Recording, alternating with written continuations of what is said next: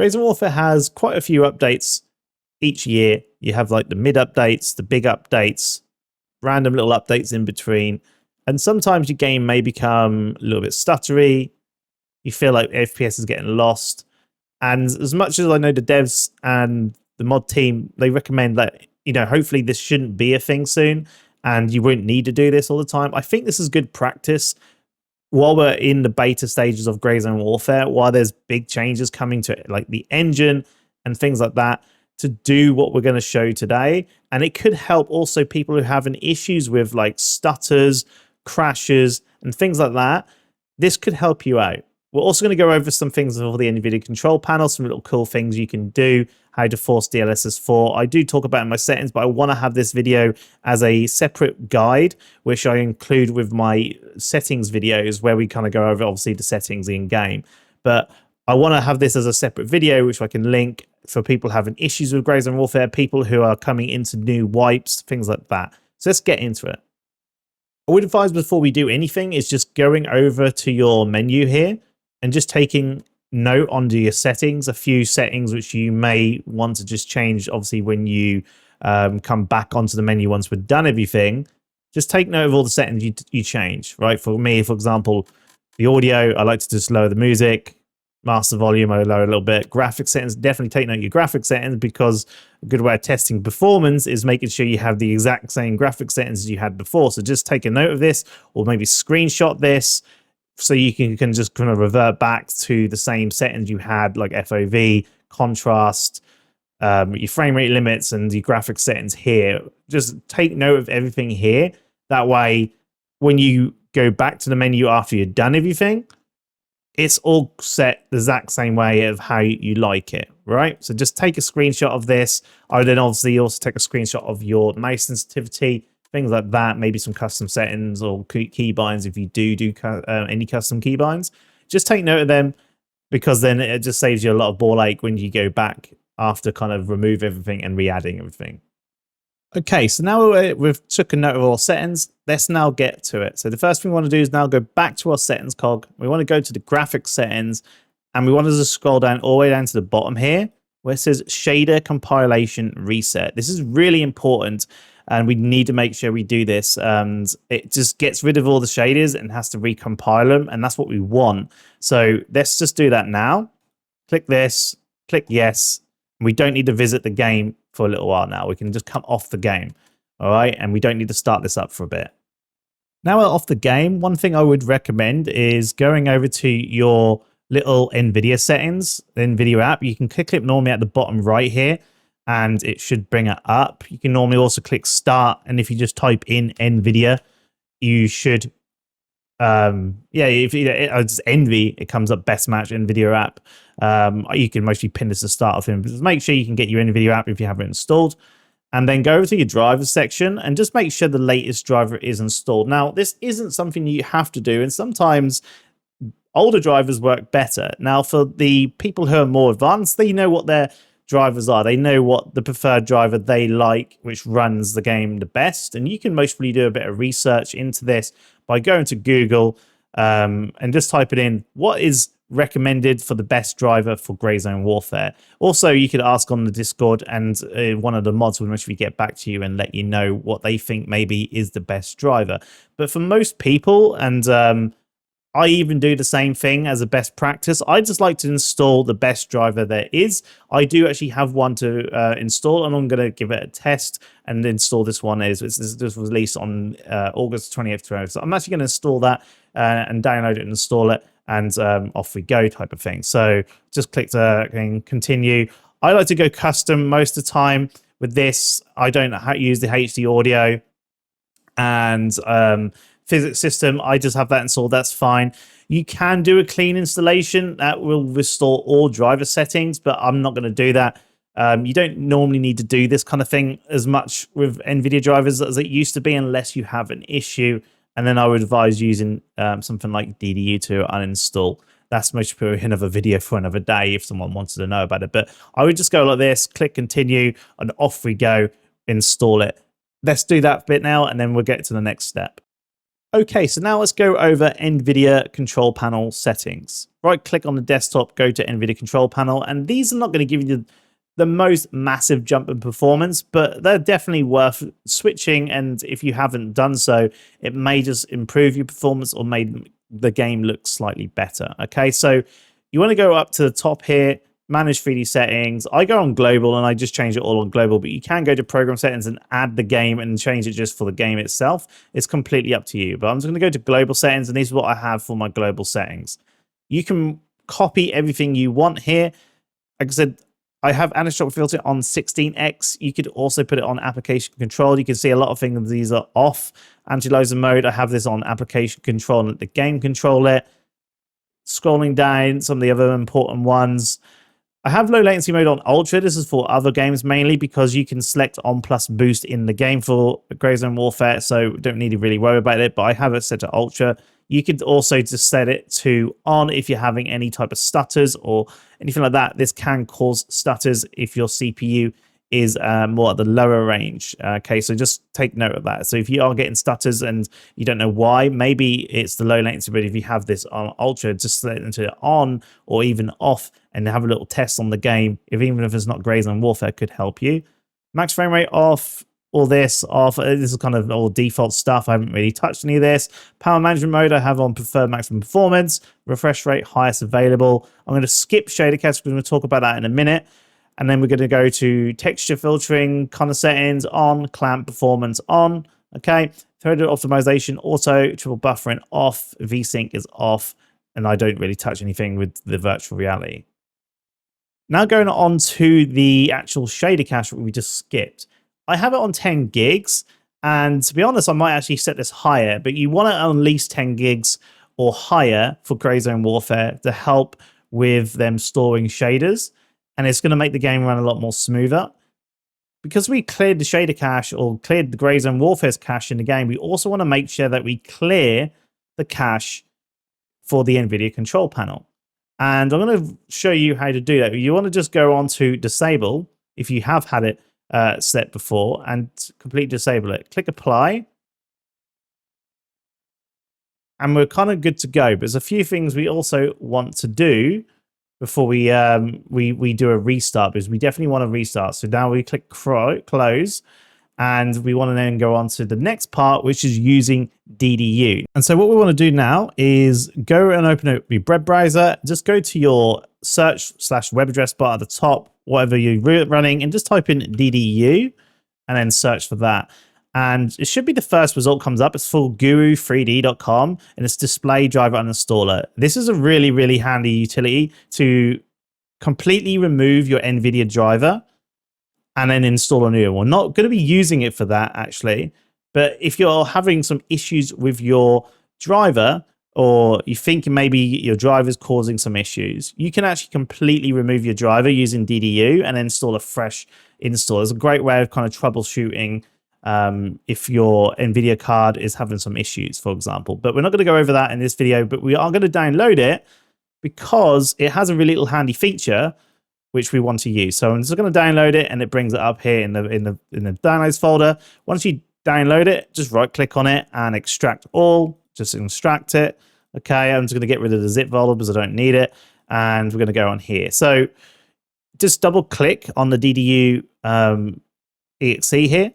All right, and then you click extract, and it's going to then create a new folder just like so. You can get rid of these and just keep the folder, okay? And what I normally do is I cut this, and I like to paste it in my PC health section as a tool I always use.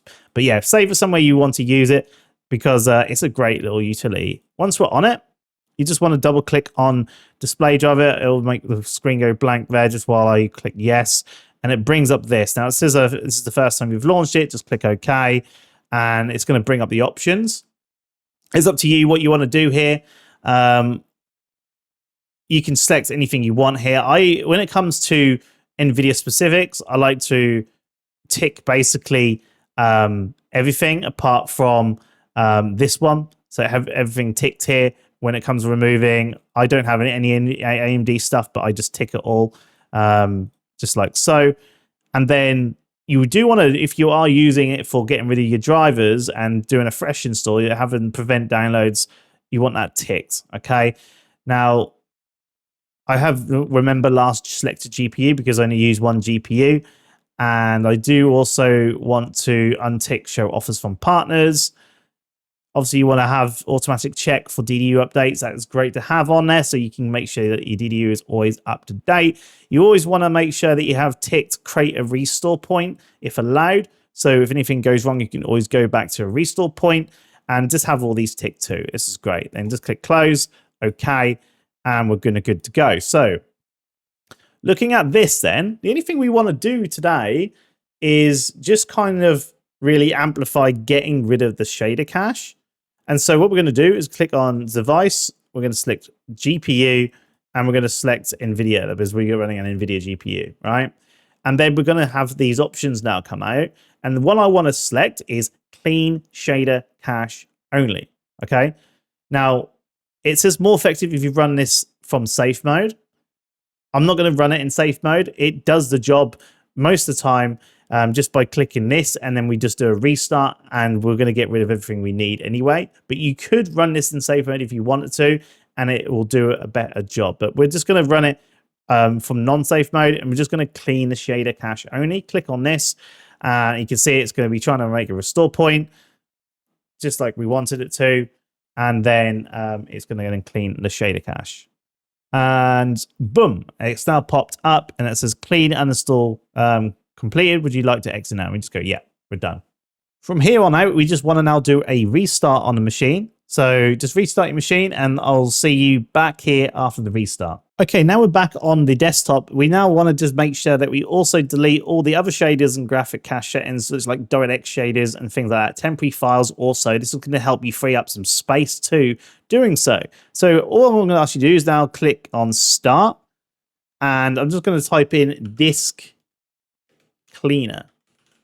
Okay, or clean. Just clean up. It should come up with that. You can also click Run and type in clean MGR. If you wanted to, but I just normally just click start and just type in disk clean. It should come up as a best match and off you go. When it comes up to there, you want to just select your drive. You want to definitely go with the C drive. So just click OK. It's going to bring up this, right? The thing what we want to make sure we're ticked is DirectX shader cache. Now you can see it says 0 bytes because I'm pretty sure we done it through, you know, from DDU and stuff like that. So we actually haven't got any. But it's good to just do so just in case nothing, you know, it didn't happen. You can also get rid of your temporary init files, things like that. Have a little look on what you got here. You might actually be able to free up some space. So we're going to click OK and delete files. And this is going to go through that and just make sure that we are 100% getting rid of all the shader cache files and temporary files before we start up Gray Zone Warfare again. Okay, so now we want to go to our local app data. And we want to delete a few folders from there for Gray Zone Warfare. And this is just to kind of finalize getting rid of everything, getting rid of the settings, and just letting Gray Zone Warfare start again. And so to do that, we're just going to click on Start. I'm going to type in Run. And it should come up with the best match. You can also press Windows and R, and it should bring up the same thing.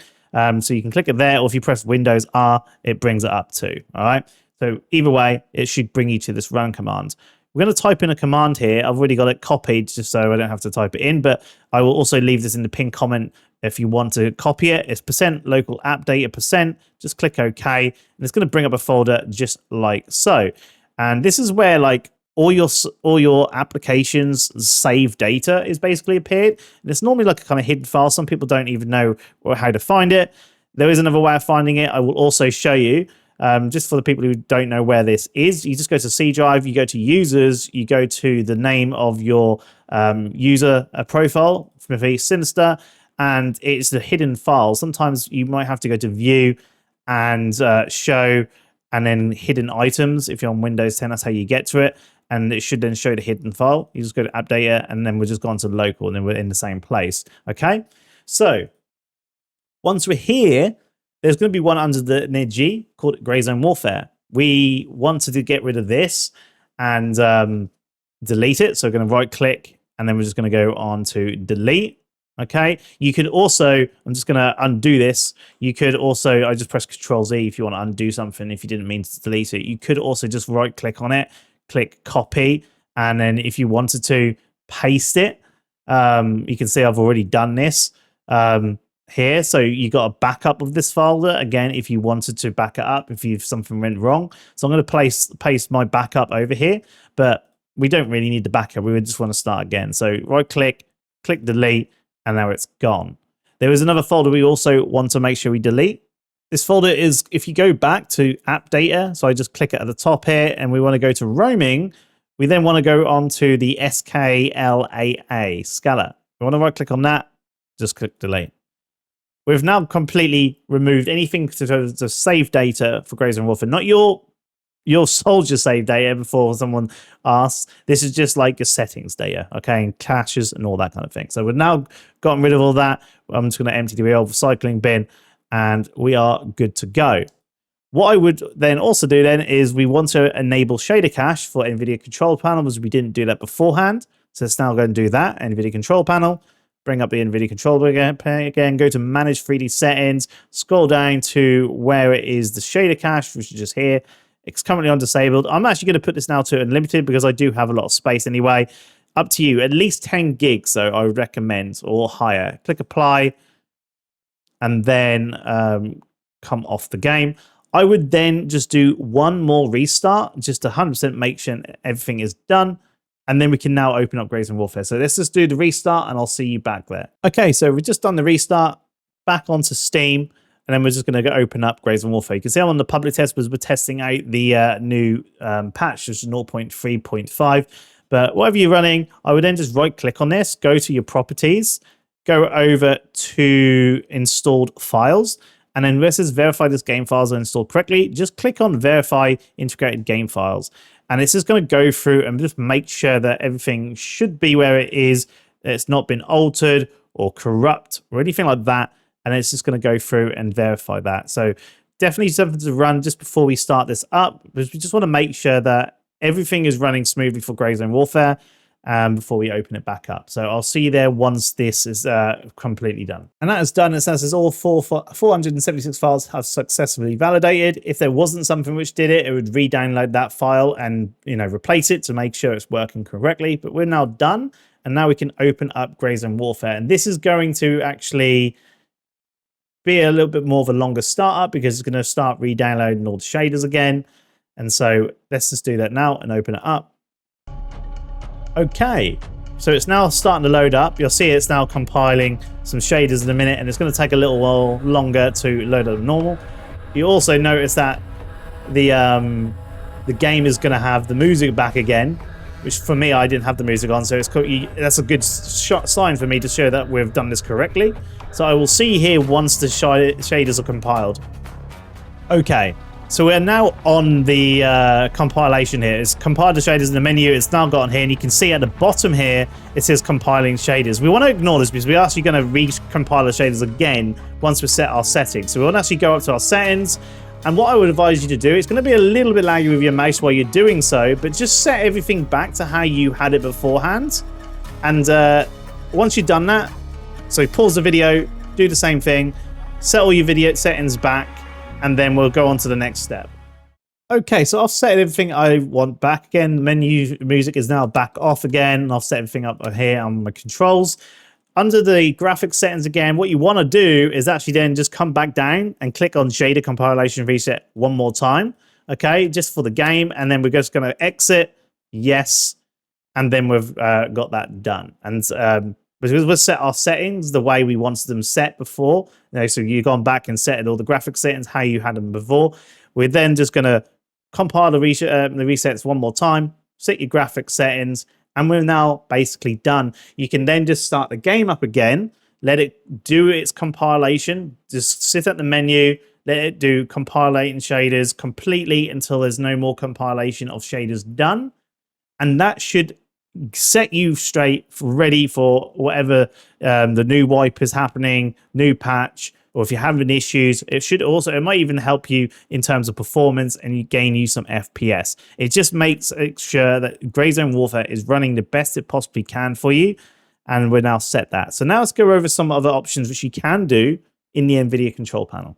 Okay, so let's just go over some cool things you can do in the Nvidia app. If you click the little arrow, click on your Nvidia app, again, how to get to it, you can click start, type in Nvidia app and find it.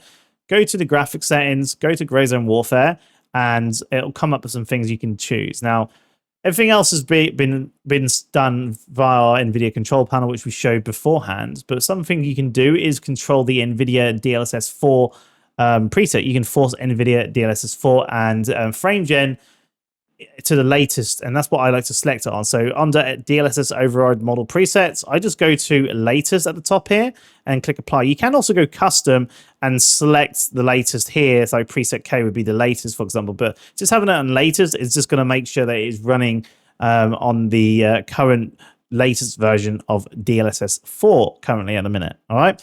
The other thing you can also do, which is really cool, is DLSS override super resolution. So you know, when you go into your Gray Zone Warfare and you're under DLSS and you have quality, balanced, you know, super performance, all that kind of thing, right? And you can see them here. You got quality, balanced, performance, ultra performance. You can force the game to always run on balanced, performance, ultra performance. That's okay. And or you can force the game to run on DLAA. Again, pretty cool, right? But what you want to change, if you wanted to, for example, quality is 67% input resolution. So basically what it's doing is it's downscaling the game to 67% resolution, and then it's using AI to upscale it to make it look like it's at 100%, even though it's only running at 67. That's how you get performance with DLSS, right? That's pretty cool, but it's at 67%. Maybe I want to actually adjust this. You can do so by going over to the custom section here, and you can adjust it. So 67 is currently quality preset, but you could actually change this to say like 72, which is actually one of the third ones I like to run. You don't lose that much performance difference between that and quality, but it does make things like the scope look a little bit better and more crisp, while still gaining FPS. That's something you can try and muck around with. Now, currently I'm running on DLAA, which is 100% resolution, so I'm not actually doing this anymore. But if for people who are wanting frames, this is a great way of mucking around and testing your input resolution, seeing what you prefer the most.